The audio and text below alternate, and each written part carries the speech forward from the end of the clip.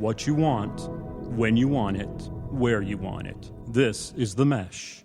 This podcast is sponsored by Jackson Creative, a custom communication agency located in downtown Hickory, North Carolina, specializing in online content creation.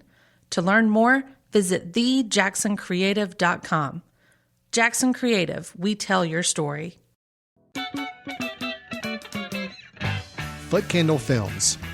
Film news and reviews from two guys who really like movies. This episode is brought to you by the Footcandle Film Society. For a schedule of upcoming screenings and membership information, visit the Society's website at www.footcandle.org.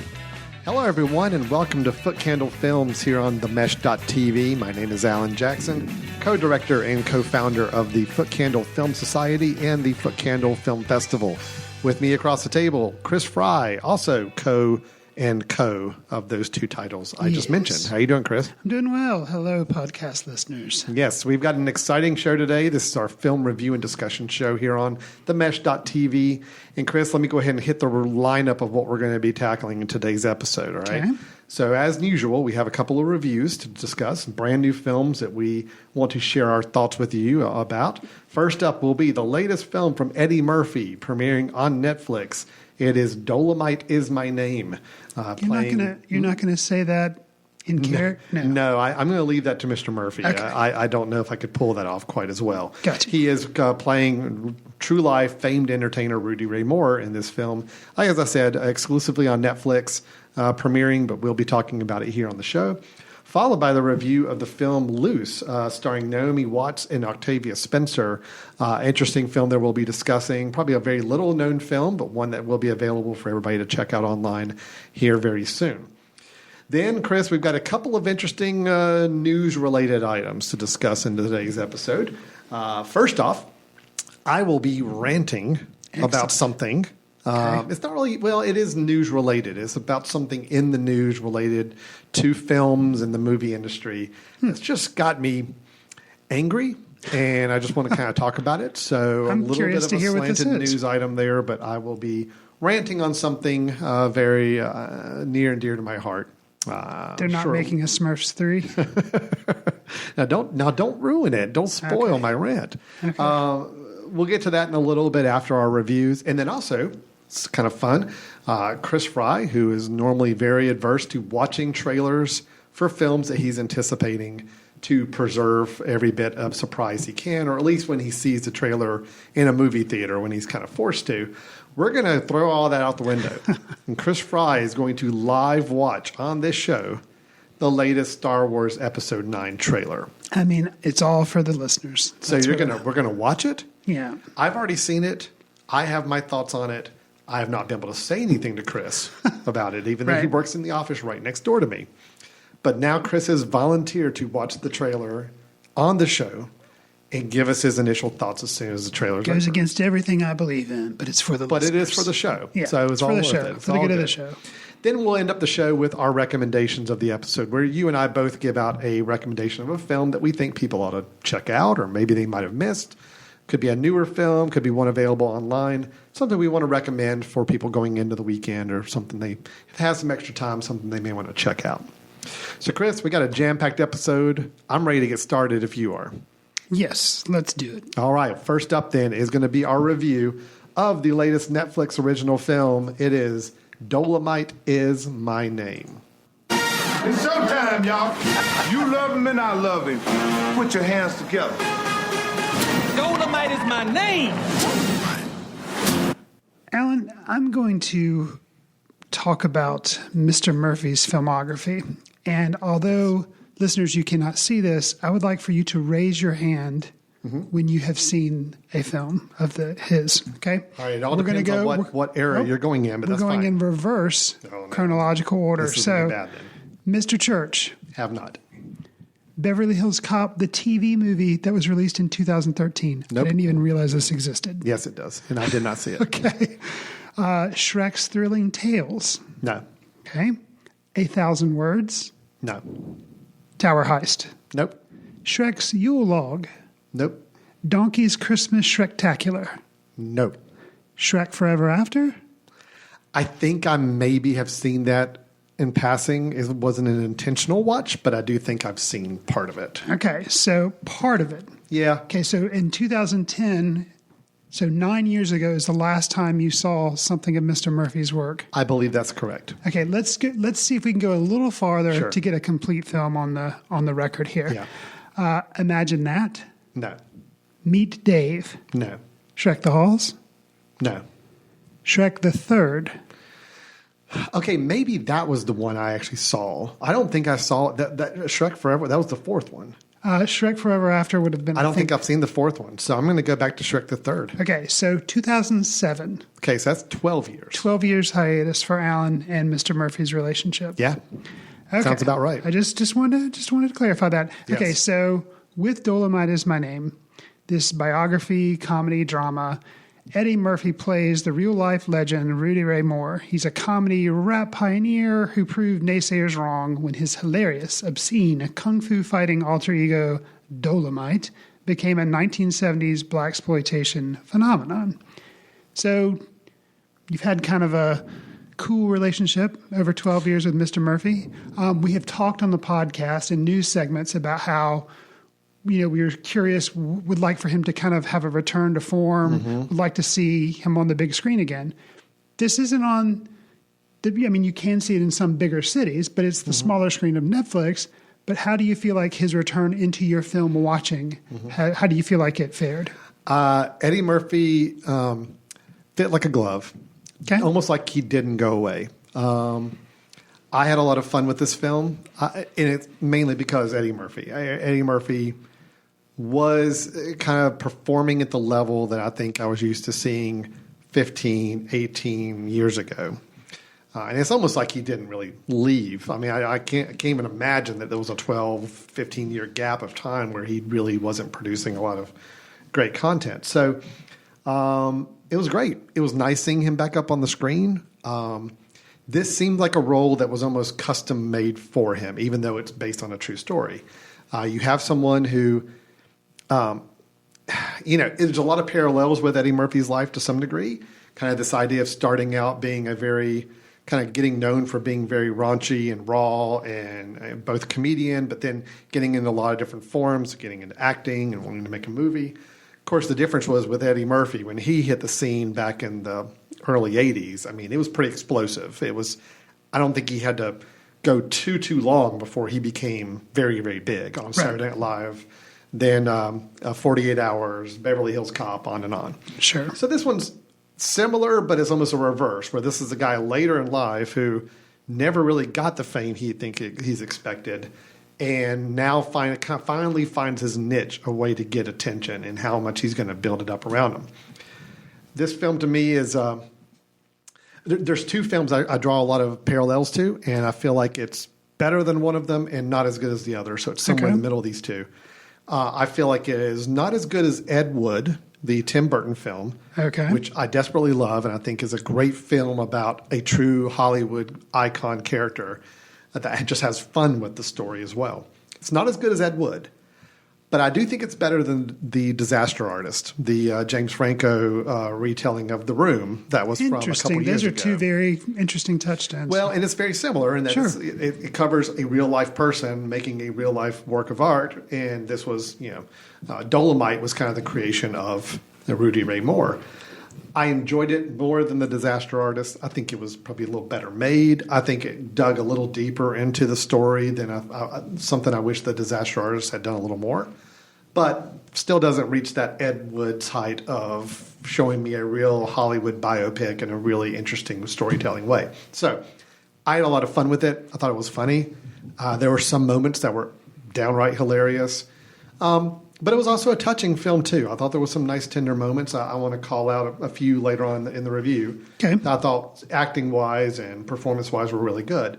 But overall, I really had a good time with it. I thought it was a great return to form for Mr. Murphy. So I'm giving it a positive review here. So, Chris, I'm curious about your thoughts on this. Yeah, likewise. I thought it was a lot of fun. It was a fun watch. It's very light films, not really heavy. Yeah. I was kind of surprised at some of the warm-hearted nature of kind of his relationship with one of the characters, you're kind of like, wow, he's really genuinely caring about this person. It was, I wasn't expecting that. Going into the movie, all I kind of knew was the very boilerplate.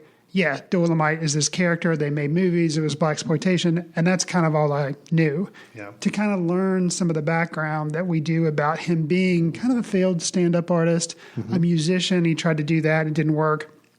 And to see how he kind of gets this idea of basically taking stories that were told by people, just like kind of jokes about pimps and prostitutes and kind of like, it's like your mama jokes, except very filthy. Guys on the street, kind of some older guys, like some homeless guys and some other guys that just live on the street. Stories they were telling, he was taking those stories and turning them into entertainment. So to weave that together and kind of to have that idea of like, yeah, these are all things that we kind of hear and we laugh about, but then to turn that into a stand-up act and then to turn it into like a film idea, that just, it was interesting to see kind of a spin on there are no original ideas, just how you express that ideas and how he was able to do that. I thought it was pretty cool, and I had no idea that was the case. Yeah. Something you mentioned too, just watching it the whole time, because we've talked about Murphy's hiatus from very well-known films for the last couple of years, and just kind of the parallel with Rudy Ray Moore and how like later in his life he finds this, fame. Murphy's had fame, obviously, but for him to come around and do this film about this guy who you just can't help but think he holds in some high esteem, because it's like, he had comedy. Some people didn't approve of how the language or some of the rough nature, because he tried to do comedy albums and people were like, we're not going to put this filth out there. Nobody's going to buy it. And it ended up, no, that wasn't the case. There was kind of an underground market. Murphy, I know that he's had kind of a weird relationship with Bill Cosby, and they kind of talk about that kind of very glancingly. Dolemite references Bill Cosby. Yeah. And, even when they had that reunion special type thing for Saturday Night Live, and they had Eddie Murphy on there, and they wanted him to do this huge thing, and he ended up kind of not doing it, kind of just saying, like, I'm Bill Cosby. And then just kind of like, he did something, it was just very... Yeah. He has stayed away from stand-up. He has stayed away from doing kind of the traditional comedy that you would know him for a really long time. Right. And so it was interesting to see just all these things kind of coming together and making this movie. Eddie Murphy for me was the best thing about the film. Oh, yeah. Without a doubt. Yeah. I've referenced, kind of some of the warm-hearted notes that they hit, and that has to do with the character. The character was Lady Reed, but played by Divine Joy Randolph. She's kind of like his comedic foil. She's an ex-backup singer who he kind of makes a friendship with. She ends up in the movie, and they kind of play off each other, and she kind of has this deadpan comedic foil nature with him. And I really enjoyed her. I wasn't familiar with her from any other films, so she was also kind of like a discovery for me of like, oh, that's cool. Yeah. No, she was great. I agree. Eddie Murphy, I do think he made the movie. I do think some of the supporting cast got some really good turns. But I also thought there's a lot of supporting cast. There's a lot, and I feel like that's one problem with the film is that there's so many talented actors in this cast that not many of them get a chance to shine. Sure. I'll say the ones that I don't feel like get a chance to shine. Craig Robinson plays kind of a member of his crew, and he gets a couple moments, maybe a song he gets to sing, and that's about it. Right. Chris Rock does a little more of a cameo in there, which is fine. I think it was designed as a cameo. Titus Burgess, who I think is really funny in the Kimmy Schmidt series on Netflix, it didn't really get a lot to do with the film here. No. It's disappointing that you have some really good talented actors and comedians that didn't get to do a lot. Keegan-Michael Key, who I really like as well, I felt like kind of was given a really kind of a throwaway part that he could have played in his sleep, and it just didn't really do a lot for me. However, all that being said, Wesley Snipes playing D'Urville Martin as an actor who's now going to become a director of the film, I thought was really good. I thought it was the most I've seen Wesley Snipes act and have fun acting. He clearly was having a lot of fun. For the whole duration of the film was really good. So I'm going to give him props to say that was a great performance. That was really fun. So Eddie Murphy and Wesley Snipes were the two, for me, who really made this film work. And I agree with you about Devine Joy Randolph was also really, really strong as kind of a debut or someone I hadn't seen in any other work before. Right. It was a good, fun film. It did hit some of the traditional biopic beats, and it could have chosen to be a little more daring in some places, and it didn't. I feel like it played it pretty straight down the line as far as a biopic goes. But the nice thing was that when you've got some really great, scenes of trying to make this film, Dolemite, and such a low budget, strung together film with a bunch of people who had no idea how to make a movie. That automatically lends itself to some great comedy, even though you know exactly where the film's going to go. You know that there's still going to be, some success to some degree that people are going to realize. It doesn't matter. It was fun watching the ride get there. So it wasn't the most creative biopic. It wasn't the most unique or really original take on the story. But it was a lot of fun, and it was really carried by some strong acting in those two roles I identified. So, yeah. Do you have any misgivings, anything with the film you felt like didn't work as well? Well, I'll do one more positive, and then I'll do a misgiving. We've kind of touched on, I agree with the huge ensemble cast and not everybody being served and kind of being distracting maybe in a little way. So I would second that.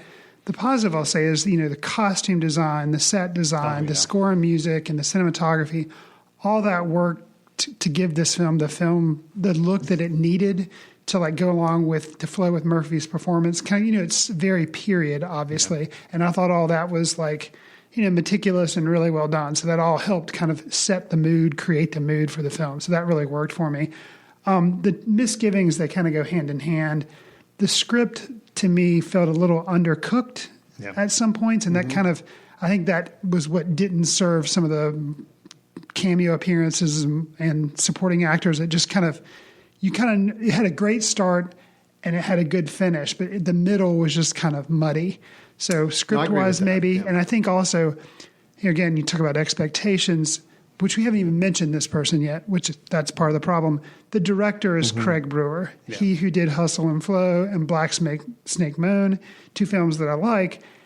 And I was hoping for something a little bit more unique style-wise, but instead, Brewer's direction was capable, but it was just very pedestrian. And so nothing stood out to me directing-wise. You're right. Which I will say, it was a little bit of a disappointment because Black Snake Moan is one of my favorite films. Hustle and Flow is really strong. Granted, since those two, I don't think he's done a whole lot. Footloose, the remake of Footloose back in 2011, I think was the last big film he did, if I'm seeing right. He's done a lot of TV since then. Mm-hmm. So now Dolemite Is My Name is the kind of his return to filmmaking after 8 years. Empire was the big thing. I think he was involved with that TV show that was on, kind of helping get that show started. So, the directing was nothing special, again, and it really kind of forced it into a very typical biopic format where I just didn't feel like you said on the writing, there just wasn't anything surprising or unique that really made this story stand out more than others. Again, if it wasn't for the subject matter, Rudy Ray Moore, and the whole Dolemite character that he created in the film, which was all true, and if it wasn't for Eddie Murphy injecting life in this film, there wouldn't be a lot there. So it kind of relies so much on the actual subject matter and your lead actor to carry this film. Yeah, I can't imagine anybody else playing the Rudy Ray Moore character and this movie working. So it's kind of perfect marriage of role and actor. And I got a comment too. So a couple things about Eddie Murphy, because I grew up with Eddie Murphy. I love Eddie Murphy. I think he's hilarious when he wants to be hilarious. He hasn't made a rated R movie, I don't think, since, oh my gosh, I can't even hazard one of those Shrek movies that I literally... Every movie he's made in the last 15 years, I think, has been PG or PG-13 maybe. But he just hasn't really cut himself loose, returning back to his roots of the type of comedy he got known for. And then there's the idea of prosthetics. He's always been someone who seems to be really enjoy getting the makeup work done to look like somebody else. For things like Norbit or the Nutty Professor.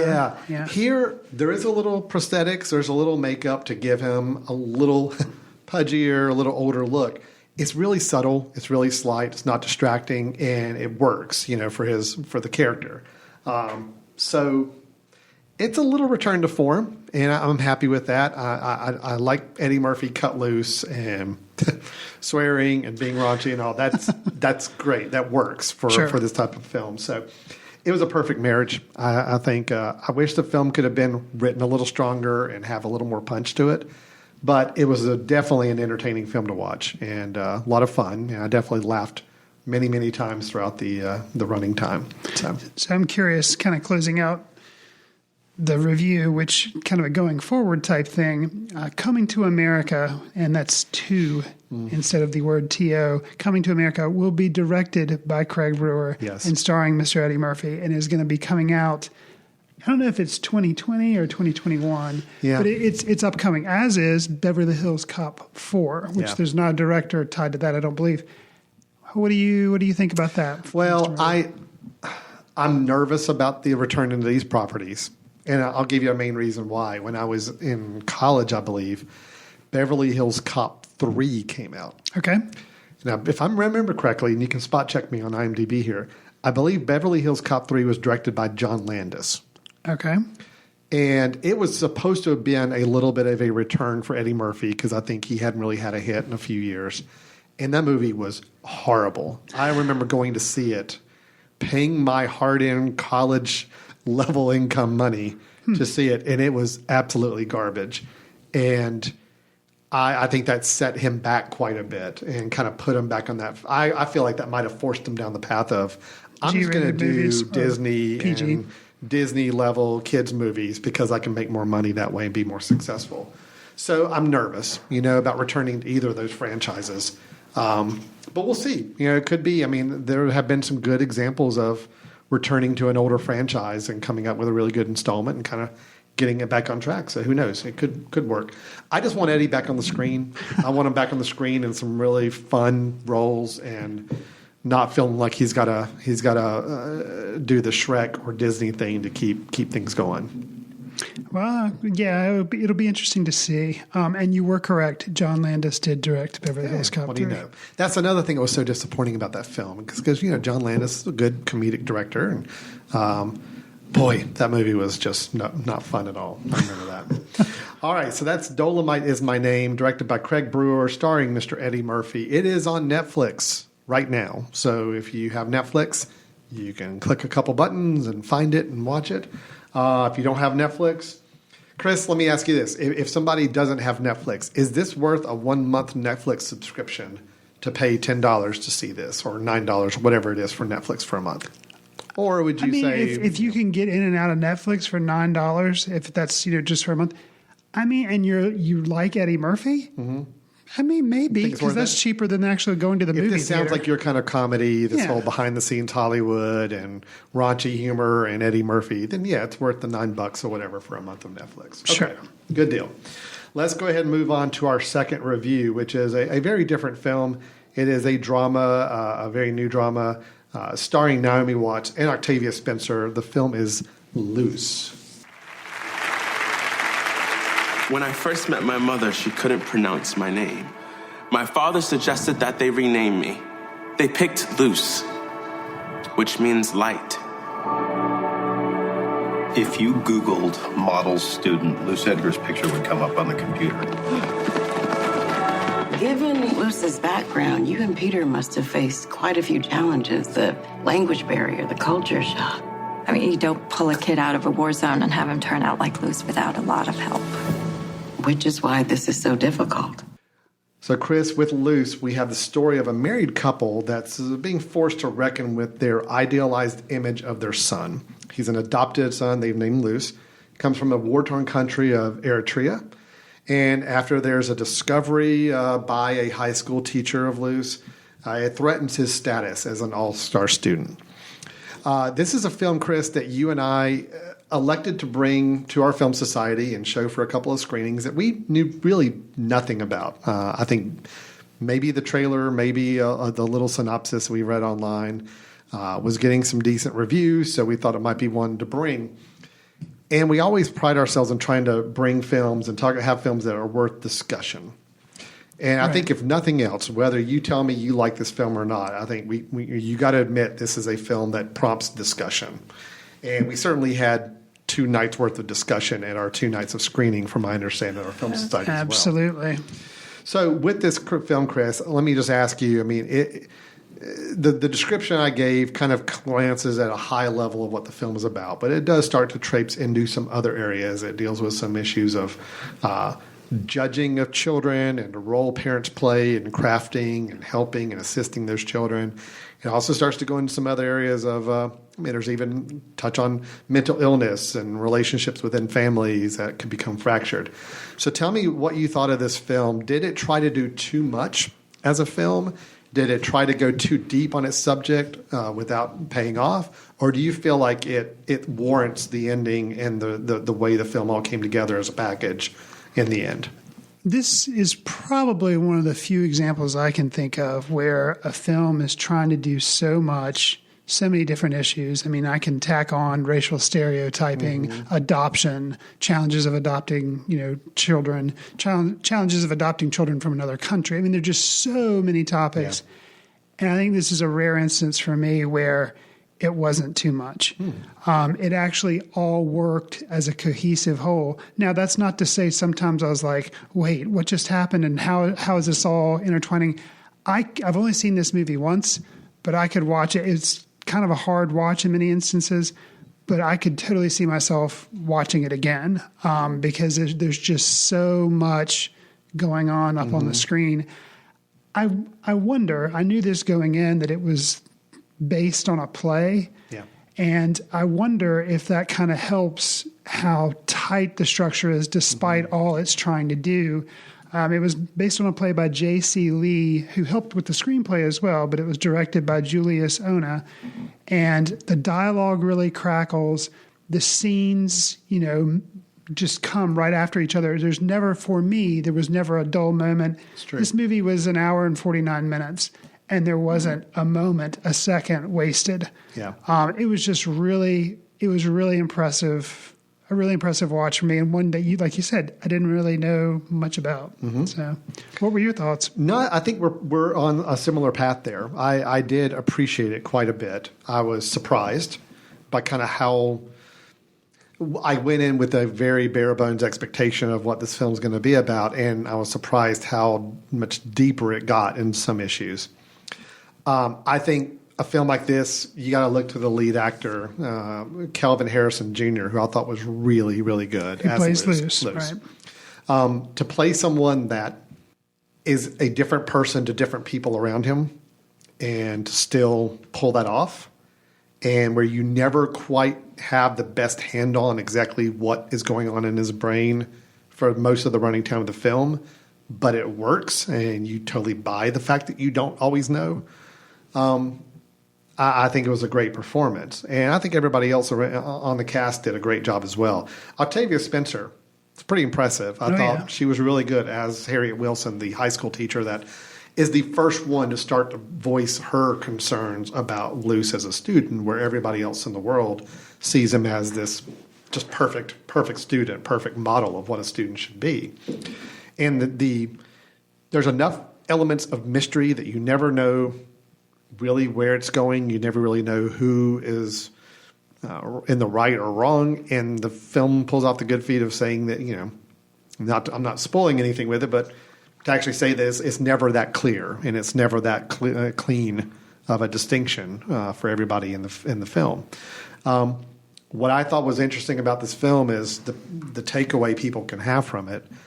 And again, just going back to the conversations, I think you may have had very similar ones on the second night of our screening. I wasn't there in person. But it was interesting how the audience was split between everybody feeling one character is to blame for what happens in the film, where other part of the audience is feeling these other people are to blame for what's happening. And the fact of the matter is, they're all right. And it's not an easy answer. Not an easy answer, but it does prompt those kind of emotions from the film. So I thought it was really good. It was a really interesting surprise. Acted well across the board. I thought the pacing and directing was good in that the directing wasn't distracting. It didn't try to become a visually impressive film.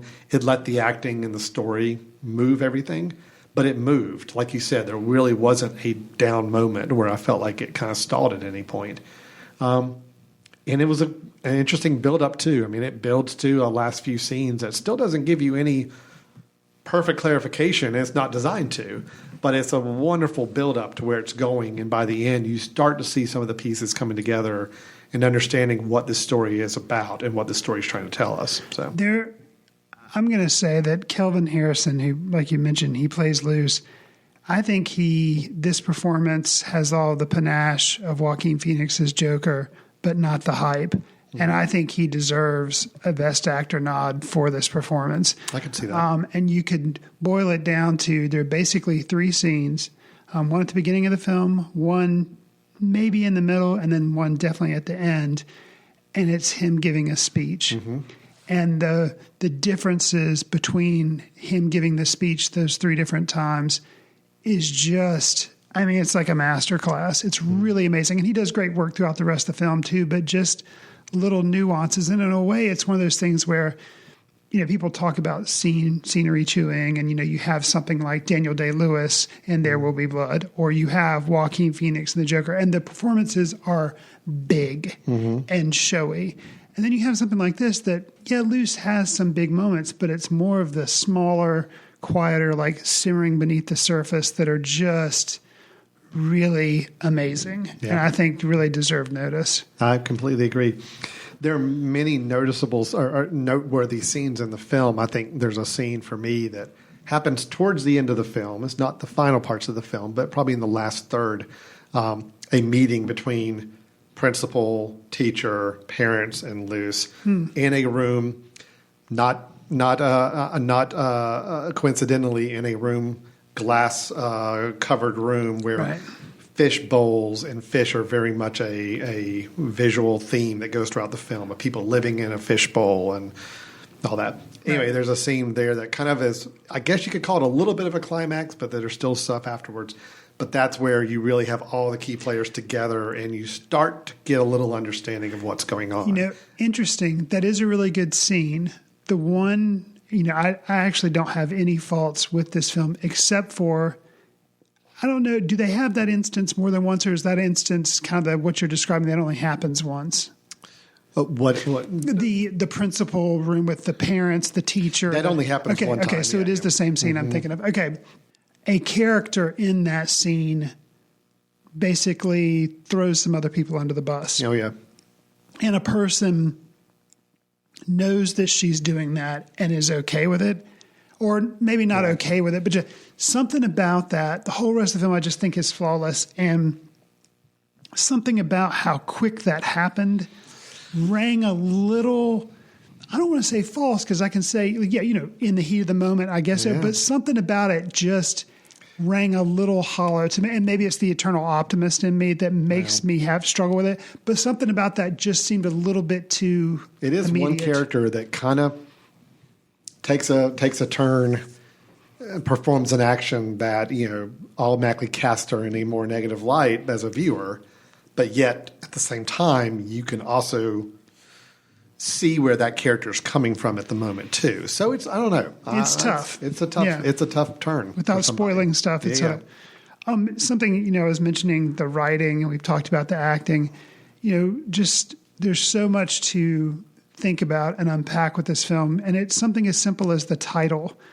You heard in the little bit of the trailer that we played, one of the definitions for Luce was Italian for light. Well, there's another definition, if you look it up, it's a type of pike fish, notorious for its appetite and large pointed teeth. So not what you would call a positive take on the term or the name Luce.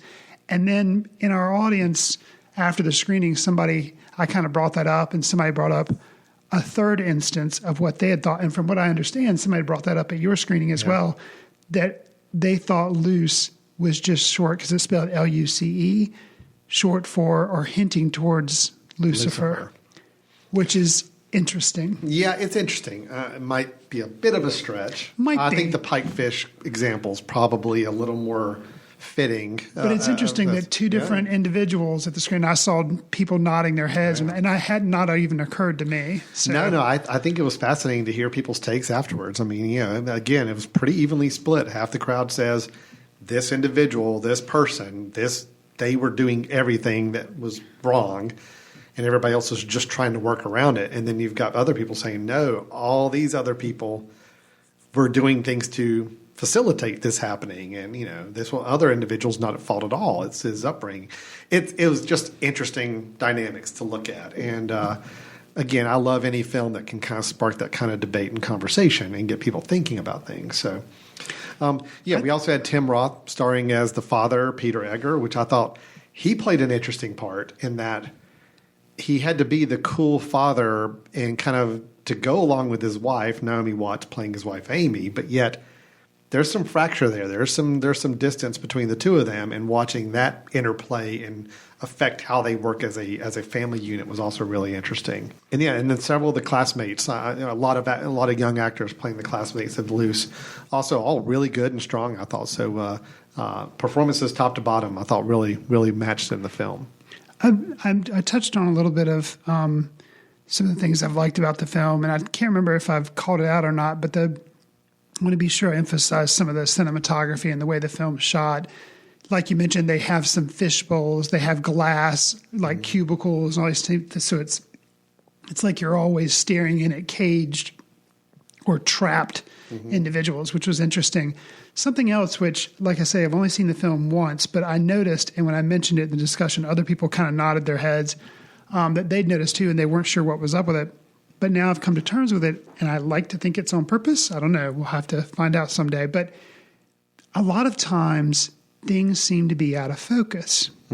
And specifically, the character that I noticed, because it was his face, Tim Roth, for the first 20 or 30 minutes of the film, he always seemed to be out of focus. And he would be talking sometimes and not be in focus. And it wasn't like he was way out of focus. It was just like he was slightly out of focus. This is a smaller independent film. So I thought, well, maybe they just didn't have the money to go back and do pickups and all that kind of stuff, because it would be like conversations between he and Naomi Watts or him and Luce. Just sometimes he was just not as crisp in focus as the other person in the frame, and it wasn't like they would do a rack focus. But then what came out through the discussion and my thoughts was that I think that was on purpose. And what they did is whoever was the dominant person would be the one that was always in focus. Now, if you had two dominant people, Naomi Watts, Luce, or Naomi Watts' character and Luce, they would actually do the normal shifting of, okay, focus on her, then sharp focus on him, and go back and forth. Yeah. But there's some the early scenes of Luce, Tim Roth, and Naomi Watts in the car, his parents in the car. Luce can be in focus and Naomi Watts can be in focus, but the father character, Tim Roth's character, is never in sharp focus, even when he's talking sometimes. And it's like, you're not important. You're not the boss. Interesting. And there's some interesting power dynamics. Octavia Spencer has some instances too where she is kind of blurry at some points, but then starts to be in sharp focus.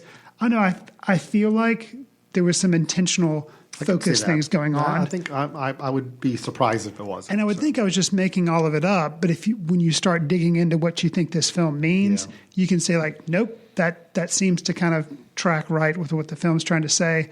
Something else that's kind of interesting is that how people interpret what is going on in the film kind of seems to say more, a lot of times seems to say more about their perspective and who they are as opposed to what the film is actually saying. Because in a way, the film is kind of not a blank slate, because obviously there's writing and acting going on, but it's like you can read into a lot of people's personal experiences of what they're kind of projecting onto the film. It was just really, I don't know, it's a fascinating watch, a perfect film for a film society like we had to watch and discuss. Julius Ona, the director, kind of interesting. He's only really done one other big movie. And I've seen it. You've seen it. Have you? No. The Cloverfield Paradox. Yeah, which was advertised during the Super Bowl. It was a Netflix release film, kind of a surprise thing. Did not do too well. People did not care for it. It was kind of savaged pretty brutally from what I remember. And I don't lay that at his feet. Okay. I saw it, and I didn't think the direction was the problem with it. I don't know if he also wrote the script. Yeah, and the acting was fine in it. But yeah, it definitely was. He did not write this. He did not write. He just directed. Right. So before that film, he had just been doing short films and music videos and other things. So I think this is his first. Those were his first two big, theatrical productions. So, Got you. Hopefully, Luce is a much more kind of where he is as an artist and a director. So sure, and I think something else that I think is worth mentioning to people who have seen the film or people that are going to see the film. You mentioned how Luce is from Eritrea, and that's a very war-torn country that's had a lot of fighting and a lot of killing and stuff. Interestingly to me, Julius Ono, the director, he was born in Nigeria. Oh.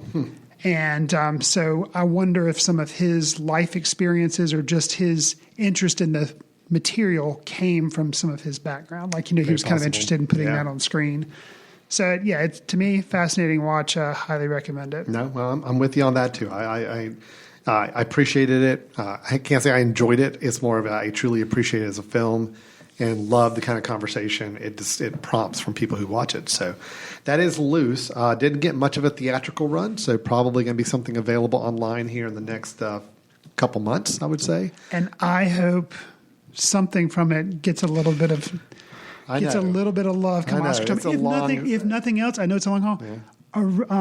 Adapted screenplay, to take a play and adapt it from something. I feel like this has to at least be in the running. Yeah. But you would hope so. It's just unfortunately hasn't gotten a lot of buzz in any direction on anything. But Luce, we are both highly recommending things worth a watch, and we encourage you to check it out.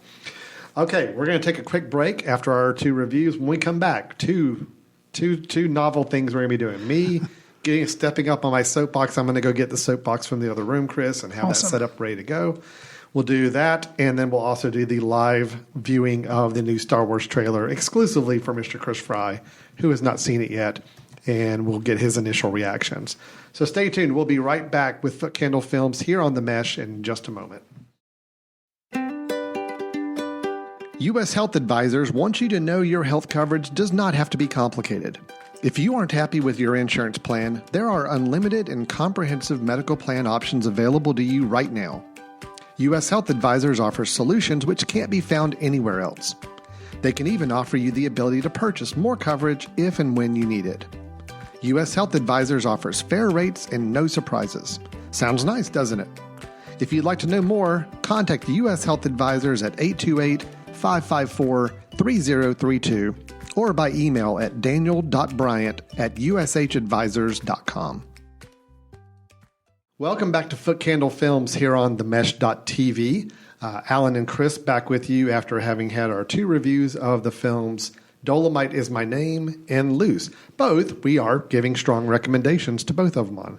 Luce sounds like it really kind of hit some great positive notes for you. Same here as well. But 2 good films that we do encourage people to check out if you sound interested after hearing the reviews we shared with you. Now is a part of the show where we do go into more of our movie news. We talk a little bit more about just some either projects that are underway or things happening in the movie world. But Chris, kind of breaking a little bit with that. Okay. We haven't talked about superheroes in this show, and technically we're still not really going to. Okay. But this story does have something to do with the superhero movies of late. And unfortunately it has to do with a story dealing with one of my favorite directors of all time, Mr. Martin Scorsese. Okay. So, I think I know where this is going now. Yeah, okay. Okay. So here's the situation for anybody who's I'm not interested to hear aware. your take on how you feel about it. Oh, I have a take. Okay. So Martin Scorsese, wonderful director, one of my absolute favorites, has The Irishman coming out on Netflix, which I'm also very excited to see here in the next little bit. While doing press for his Netflix release, made the comment that Marvel movies, the Marvel Cinematic Universe movies, are not cinema. His quote was, "Honestly, the closest I can think of them as well made as they are, with actors doing the best they can do under the circumstances, is theme parks. It isn't the cinema of human beings trying to convey emotional, psychological experiences to another human being." That has set off a firestorm on Twitter where people are all up in arms on both sides.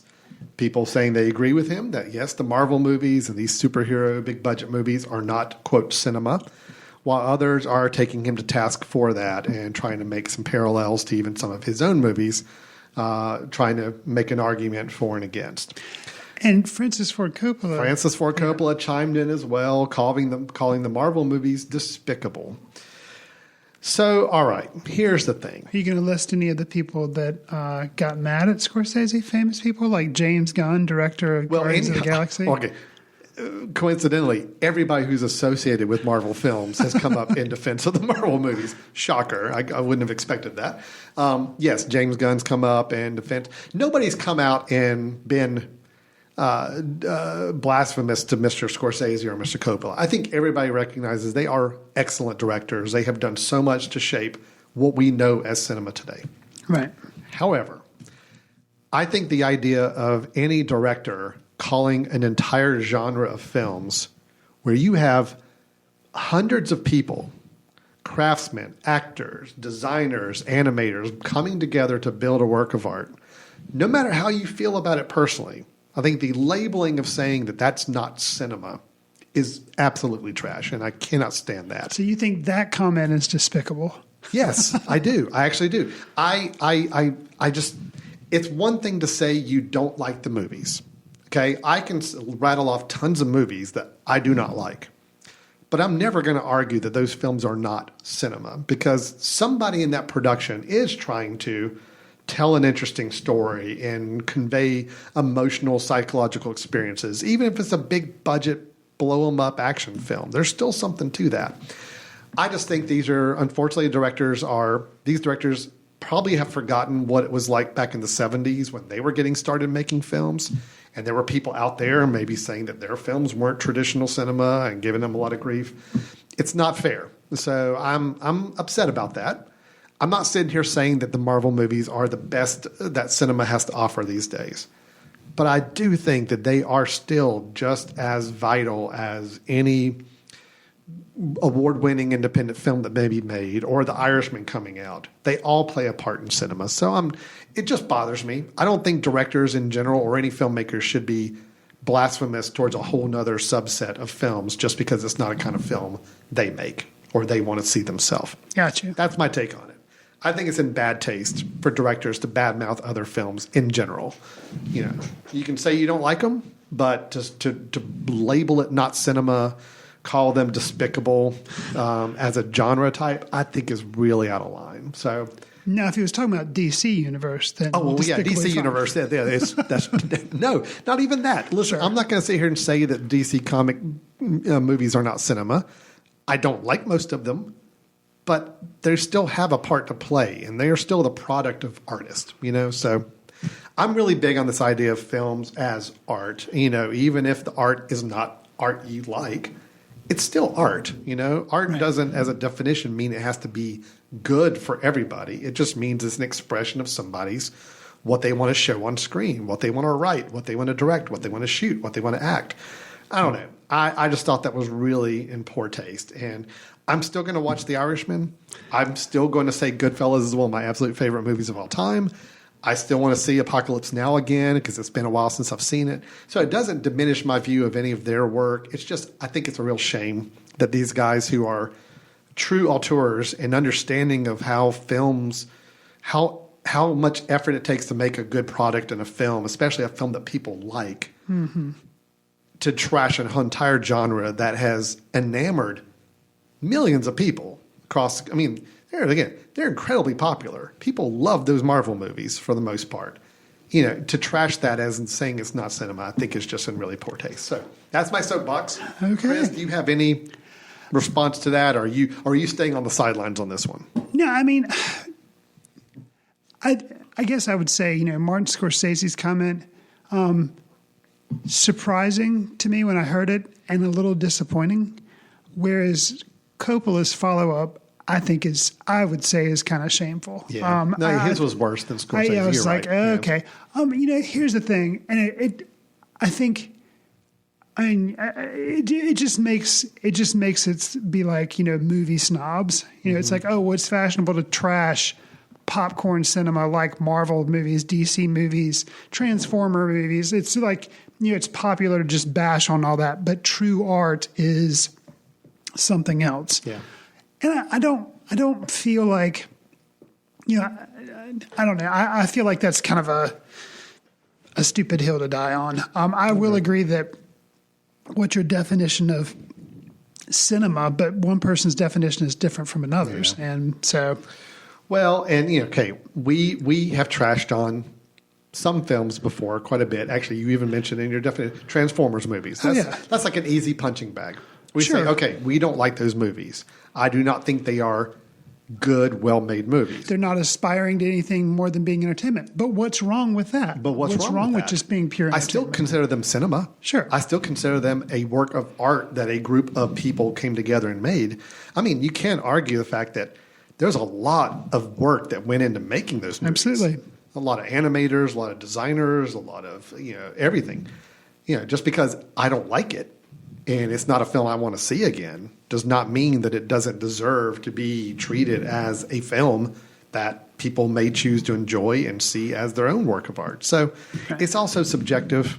So I guess what it's just upsetting when something's so subjective like art, you've got such great artists taking a pot shot and saying, oh, well, we don't like those films, so they're not cinema. They're despicable. They're bad. And the despicable comment I can't get behind. But actually, if you told me somebody said the byline was, let me think of what's one that's coming out, Eternals by that's coming out in 20. Mm-hmm. If you told me the byline on that was like a thrill park or theme park roller coaster thrill ride or something, and that was kind of the thing, I'd be like, oh, well, that's exactly what I think that's supposed to be. It's supposed to be a summer blockbuster action, And usually there is a little bit more towards Marvel movies, like some of the in-game stuff with Avengers. There's more themes going on there, but it is still kind of like a theme park ride. That's not a bad thing. No. So I guess I give a little bit more leeway to Scorsese, not saying that something's not cinema, but him saying it's a thrill park. I'm like, well, yes, I agree with that. That's what it is. I disagree that can't be cinema. Does that make sense? But I agree completely. Coppola just saying despicable. I'm like, shame on you. Go sit in the corner. Well, that's the thing is that, you look at, and just labeling it as an entire genre of movies that have come out. Yeah, there's been 20 plus movies in the Marvel universe. Yeah, I could argue a lot of them hit similar beats and play out similar tones and styles, and it could be a little repetition involved in places. But I mean, I could also look at films in the 70s and find a whole bunch of films that were very similar and repetitive with themes and styles. Scorsese seems to be awfully big on doing mafia stuff. Yeah, I mean, and using some of the same songs in a soundtrack and some of the same actors. It's okay. So I don't know. I mean, you've got Casino, Mean Streets, Goodfellas. You've got The Irishman coming. I mean, So anyway, I think I just don't think artists should be so disparaging about a whole another set of genre of their own art, and that was really disappointing. So that's what I was upset about. And thank you for letting me have a few minutes to share my thoughts on it. Still love you, Marty, Francis. Still going to watch whatever you put out next. Because I think somewhere he's cited as being your favorite filmmaker. Yeah. As far as like overall body of work.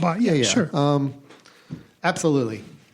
And finding out my wife has never seen Goodfellas the other day was a big surprise to me. So now I've got to rectify that, maybe even this weekend. We'll see. Fair enough. So anyway, again, I'm not holding any of your my feelings about your film and your work against you for what you said. But guys, come on. Give it a break, just let's not tear each other down and start a Twitter war, which is basically what. Oh, yeah, it was huge. It was pretty bad. Okay, Chris, another source of a Twitter war, as always, Star Wars trailers. Okay. Episode 9. And I have avoided any of the commentary on said trailer. Okay, fair enough. Episode 9 is coming out December 20th. It is being billed as the final one of this saga. So Alan, have you already bought your tickets? No, I have not. Okay. Have not yet. I'm going to be traveling, so I'm trying to figure out exactly how I'm going to pull this off. Yikes. Don't know exactly where I'm going to be on that day. Uh-oh. So, but what we're going to do, since Chris has been the one a lot better about not watching trailers than me, I unfortunately am still drawn to trailers like a moth to a flame. I hear there's a new trailer out for a film I want to see. I will go and watch it, and I will hate myself for watching it afterwards because it builds up expectations I don't know if it's going to live up to. But I have seen the Star Wars trailer twice, so I have some observations already. Okay. Chris has not seen it, so we are going to play it. You're only going to hear the audio of the trailer, of course, because this is not a video podcast. But you're going to hear the audio of the whole trailer, and then when we come back, and you may even hear Chris's reaction on mic. I don't know. Oh, dear. Yeah, you're right. Then we'll come back and just get some initial gut gut reactions. Okay. Fair enough? Yes. Here we go.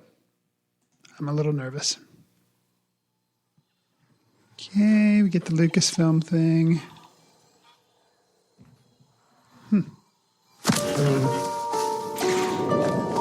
It's an instinct.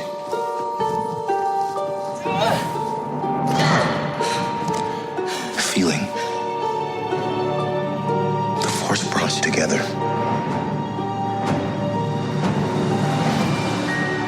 We're not alone. Good people will fight if we lead them. People keep telling me they know me. No one does. But I do. Wow. Long have I waited. Oh, dear. And now, you're coming together. Yeah. Chris is very worried. Is your undoing.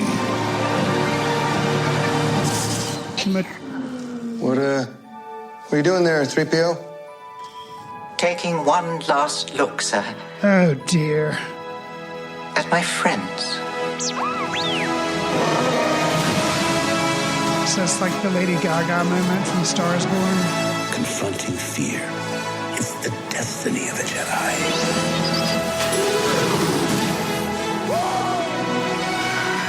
Your destiny.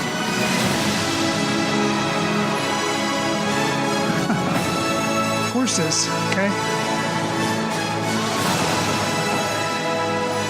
Oh, that's unfortunate. I wish I hadn't seen that.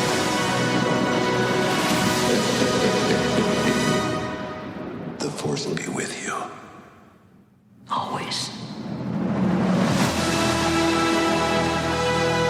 Oh, goodness. So much to say. All right, I'm going to say right off the bat that if you're like me and haven't seen this trailer yet, go ahead and skip this discussion if you want to remain like spoiler free. I normally don't see trailers unless I'm in the theater and they come on. I won't go running out because that would embarrass my kids. But yeah, I wish I hadn't seen that. And yeah, so just skip ahead till you hear our recommendations because that'll be the next thing we'll be doing is giving recommendations. Fair enough. Yeah. Okay. Yeah, there were some painful things in there. The C-3PO thing is terrible. Now, maybe in the context of the movie, yeah, it will be redeemable. Possibly. So that's my biggest misgiving. It just seems like a very Jar Jar Binks type thing. And like needlessly, R2, C-3PO, they got to be in every movie. And it's kind of like the Stan Lee cameos that kind of got on my nerves. I'm so over that. Like, let's move on with the new characters. Let's put all the other characters behind. Let's move the freak on. And yeah, Ian McDiarmid's voice, which had his laugh had been teased in the prior trailer for this film. And now his like voiceover is like all over this thing. I will give it the benefit of the doubt. I still want to see this movie. I'm still excited to see this movie, but I feel like it's way too similar. Just like Force Awakens was too similar to the first Star Wars. This is way too similar for me to Return of the Jedi. And Ian McDiarmid playing the Emperor Palpatine, and even first scene of the trailer is like a forest-looking type place, like Endor. I mean, it's just... And Force Awakens, my initial take on that movie when I first saw it was like, I mean, yeah, it's well made and I like the new characters, but I wish they would do something different, But then the second time I saw it, I liked it. And I get the same. Well, just as a little background in case anybody's not aware, J.J. Abrams, the director of The Force Awakens, right, which is the film you were just commenting on, that felt very playing a lot of the same beats as the original Star Wars A New Hope and kind of just playing off nostalgia a lot more than I think we would have liked. Right. Rian Johnson directed the last Star Wars film, The Last Jedi. Now J.J. Abrams is back to direct this one. It was supposed to be Colin Trevorrow, but they fired him. After Solo or Rogue One? No. He did Rogue One. No, he directed another film. Because Gareth Edwards did. Yeah, Gareth Edwards did Rogue One, and then Ron Howard took it over that's from. Right. That's right. The Lego people. Yeah. Miller and Lord. So right? Trevorrow just got fired because I think he made another. He did film. Jurassic World. He did Jurassic World, and then he did like his own film, and it was like pretty bad. And okay. Also, I don't know. There might have been some internal drama going on there too. Got you. Anyway, so J.J. Abrams came back to right the ship and get Episode 9 done. My concern is when I heard J.J. Abrams was going to do it, is saying, okay, well, so we may have a repeat of some old themes once again. I'm hopeful. One thing about J.J. Abrams I'll say is that he does keep a lot of secrets close to the vest. Yeah, he was responsible for Lost. I mean, him and Damon Lindelof. And generally his stuff, I mean, he does a lot of misdirection. It's very possible things we saw in the trailer were very much intended to be misdirection. I don't know. There's a shot. This was the one thing, the C-3PO thing, whatever. The Ian McDiarmid thing, I'm bitter about, but the one shot where I saw it and I was like, I wish I hadn't seen that. Yeah. There again, if you didn't want this spoiled, you should have skipped ahead. But it is a shot of Rey and Kylo seemingly fighting together, striking something down.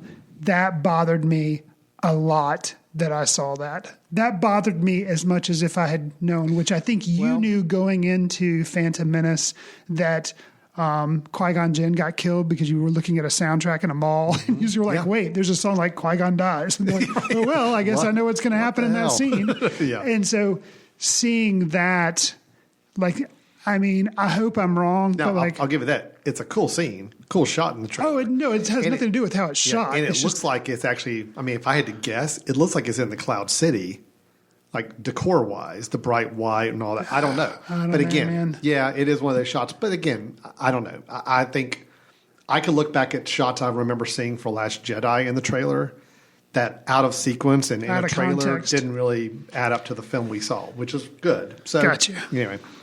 So, Chris, you sound like you're maybe a little disappointed now you've watched it. But I was going to see it might anyway. have diminished some of might have brought your expectations down just a tad. Which is probably good to have low expectations. I agree. Lower the possible. Oh, I've already had many conversations with a certain friend of the podcast about the fact that they're riding horses on a Star Destroyer out in space. And I did see, I have avoided Twitter comments until just now, having seen it, but I did see something about horses in the Star Wars universe. And now that I've seen the scene, there's like some galloping horses. And keep in mind that the last time we had those kind of galloping horse type of things were in Last Jedi on the Canto Bight sequence, which is generally kind of considered the worst part of the film or the least interesting part of the film. Were they just straight up horses in that thing? I don't know what they were. Okay. They were some sort of creatures that looked like horses, but so I don't know. Maybe there's some connection there.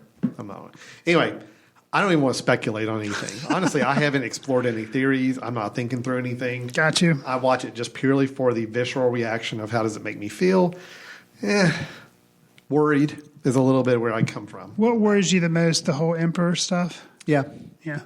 That and I'm hopeful the movie is not just going to be 2-hour closure goodbye. We know this is the last one of this 9-film saga, so let's just go for every emotional beat we can for 2 hours straight. Kind of have a feeling that may be at play, at least for a good part of the running time. Wow. I'm a little worried about that. Yeah. I am worried about the fact that I just feel like I still am bothered by the name of the film. Oh, yeah. Yeah, me too. I don't want to think that, they're going to undo some of the things I think Rian Johnson tried to do in Last Jedi with the story. So anyway, I'll just leave it at that. Yeah. Okay. Well, that was an interesting news segment. Get a little stuff off our chest. Sure. And you got to experience something that you probably maybe wish you hadn't now. So it's all right. Good. Well, let's move on to some things we can agree on that are going to be positive, things we want to talk positively about. And that's our recommendations. This is the part of the show where Chris and I both have a film that we want to share as a recommendation, something we caught up with recently that we feel is worth your time, and to tell you why. So, Chris, how about I'll go first? Sure. Since I got to hear you pine on about the trailer, and I'll give you a little bit of a chance to catch your breath and calm down a little bit, and then I'll go into mine. So my recommendation is the film Between Two Ferns. Once again, another Netflix film. Seems to be a lot of Netflix films we're covering today. Mm-hmm. Between Two Ferns, starring Zach Galifianakis. Welcome to another edition of Between Two Ferns, and my guest today is Matthew McConaughey. Good to be here, Zach. Of all the things you can win an Oscar for, how surprised are you that you won one for acting? Here we go. I noticed that you're wearing a shirt. Is everything okay? And you have a major leak in here. I'm sorry. I'm so sorry. See what's going on with these pipes. Dude, don't do that. So, for those of you not familiar, Between Two Ferns is a web series from many years back. It's actually been around a good while. Right. It's really kind of what Zach Galifianakis got known for about the time he was making the film The Hangover, the original one, and so on.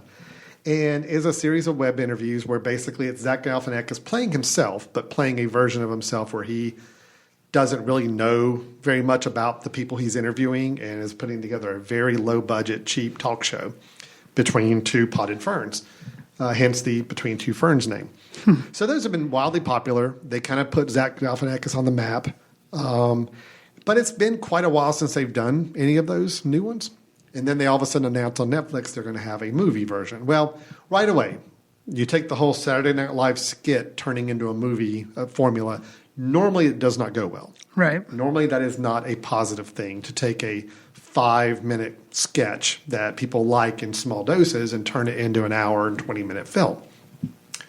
This film, I will say, knows that and doesn't even try to avoid the fact that it is going to be still several of those Between Two Fern episodes just loosely stitched together with some sort of storyline. Sure. So in that regard, it succeeds. In that I will say, yeah, for this film, the best parts of this film are the actual sit-down interviews with celebrities. Man, are some of them good. I've seen this too. Very, very good. To the point where I've gone back and watched some of those over again just because they're so good. And some of the stuff that's left over till the credits when they're showing kind of outtakes is some of the best stuff too. It's just... So, for an hour, 20-minute running time, I'd say probably 45, 50 minutes of it is these Between Two Ferns segments, which is great.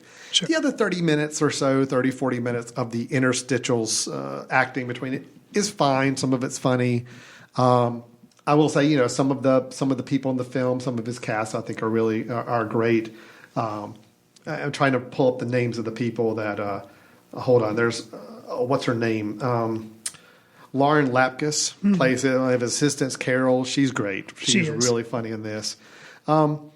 Will Ferrell plays himself as kind of the head of Funny or Die. Head of Funny or Die, right. Playing off that. So some of the bits in between are funny, but you can tell, and I think they even kind of wink at the camera, like knowing, we're just coming up with a random storyline, kind of a ridiculous plot to stitch together all these Between Two Fern interviews to have fun with it. So I think they're in on the joke. They know it's a kind of a lame premise for it, but we're just going to have fun with it, and they do. So I think for an hour, 20 minutes, it's a great use of your time. It's very funny. And like Chris said, some of these celebrity interviews are equally cringeworthy and funny to watch. So, not to go on too long with your recommendation, but if you had to pick what your favorite was, Matthew McConaughey, Peter Dinklage, Benedict Cumberbatch, Paul Rudd, Brie Larson, Keanu Reeves, John Hamm, what would you, Chance the Rapper? What would you say? Well, Keanu Reeves is my favorite. Oh man, is it? Yeah, it's Keanu pretty. Reeves is so good. It's pretty. Paul Rudd and some of the outtakes that are really good. But Keanu Reeves, as if he already hasn't had a resurgence. Some of the stuff, and it's a lot of what Zach Galifianakis is saying. Oh sure. But a lot of it's just Keanu Reeves, kind of like his kind of the way he plays it is just. No, it was my favorite. It's the one. Good. There's a slightly extended version of it on YouTube of that whole interview, and it's really good. So Keanu Reeves is my favorite, but I'd say several of them are really good. Some of them are really short. I mean, it's just like one question or one bit, and that's fine. It's like a montage of like some of the best bits. Sure. But Matthew McConaughey gets a little more screen time. The Benedict Cumberbatch one goes on a little longer. It's pretty fun. The Paul Rudd one has got some time. John Hamm's on there. I think he's really good as well. So, it was some good stuff. So I'm recommending. It's fun. don't go in expecting a full movie that's got like a big, deep plot and character development or whatever. It is truly just an excuse to stitch together as many of these interviews as possible. So if you don't have Netflix and you were a little leery about spending $9 for 1 month just to watch Dolemite, you could consider renting or getting this as well. So then it would be $4.50 for this and $4.50 for Dolemite. So, yeah, no, you're true. So it starts to make sense. Netflix, right. The math is working out to be able to see it. Right. All right, so Chris, great. So that mine is Between Two Ferns, the movie, on Netflix right now. What is your recommendation? So mine is going to be a dark comedy satire called The Art of Self-Defense. Karate's a way of communicating. Ask me a question. What are your plans for the weekend? I'm going to do some grocery shopping and rent a film to watch in the comfort of my own home. Did that answer your question? I want you to tell me why you're here. I'm afraid. I'm afraid of the dark. I'm afraid of other men. I want to be what intimidates me. You came to the right place. So let me start off by saying this is a comedy. It is funny, but it is dark. Okay, so dark this is not a family film. Hence the term dark comedy. Right. I mean, it definitely is dark. And I just really enjoyed it. I didn't know what to expect. I'd heard that it was good, heard a little bit of buzz, but then it kind of came and went, and I saw it pop up on in Apple Movies. So I was like, you know what? I'm going to rent this, and I'm so glad I did. Riley Starnes, who's the director, I believe we reviewed one of his films, the one prior to this, called Faults. Right. So this is the same director. Mm-hmm. He's got Jesse Eisenberg. You may have recognized his voice. He plays, and I know a lot of people will probably shake their head, roll their eyes.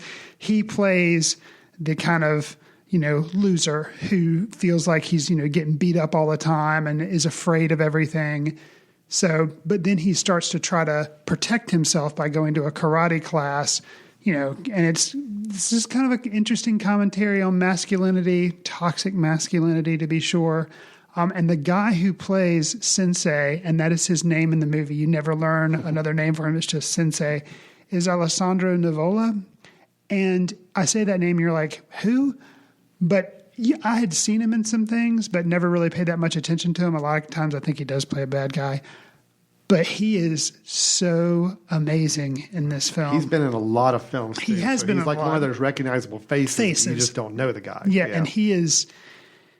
I mean, he pretty much makes the film, which he has to be because, Jesse Eisenberg is admiring him, and so his character is, so you kind of have to believe the film, you kind of have to fall into like, oh yeah, this guy seems so together, he knows what he's doing, and wow. So really good. Was really unsure where the movie was going at certain times.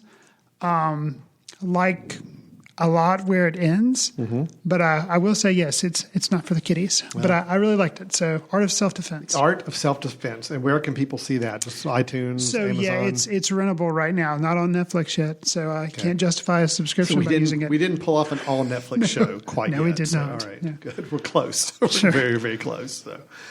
All right, great. So that's our recommendations. We've got Between Two Ferns, the movie, and we've got The Art of Self-Defense. Then just kind of a reminder of the rest of the show. We gave very, very positive reviews to the film Luce, which will be available fairly soon, I would imagine, for people to be able to see. Also a good positive review of the Netflix film Dolemite Is My Name. I am saying that Marvel movies are cinema. I'm going on record. You can quote me. Start your Twitter feud right now off of my words. There you go. But I still love Martin Scorsese and Francis Ford Coppola. And Chris saw the new Star Wars trailer and has some concerns that we will wait patiently another 2 months to see if they are warranted or not when the film comes out. So, Chris, if people have some thoughts, ideas, and opinions they want to share, how do they go about getting in touch with us? You can send us an email at info@themesh.tv, mention Footcandle Films in the subject line, and tell us how we were wrong or right about any of the movies that we reviewed, or some movies that you may feel like are lesser known. You can throw us some ideas for movies we might want to watch to give recommendations on future shows. Yeah, absolutely. So please let us know your thoughts. We'd love to hear from you and any recommendations of other films to be talking about or checking out in the future as well.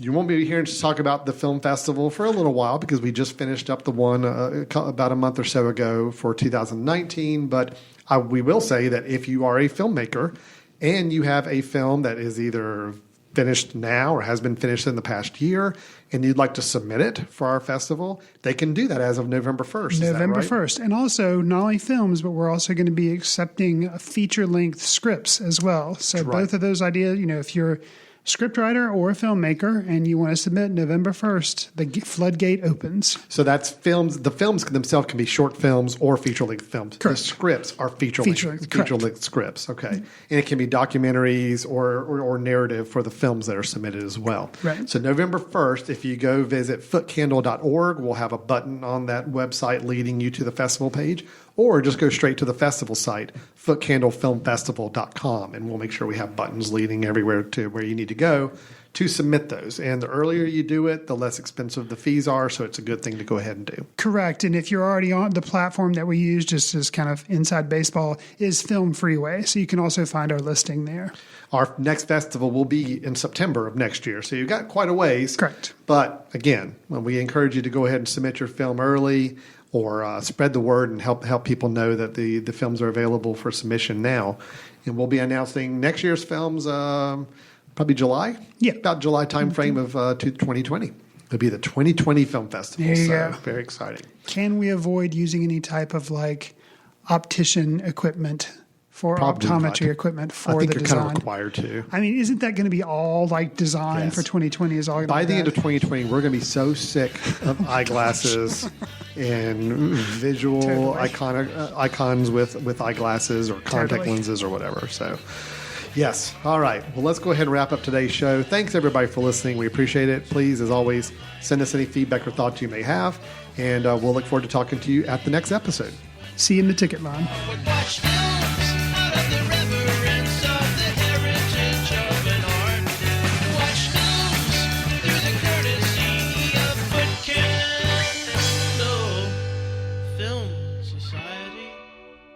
Special thanks to Carpal Tuller for the show theme music.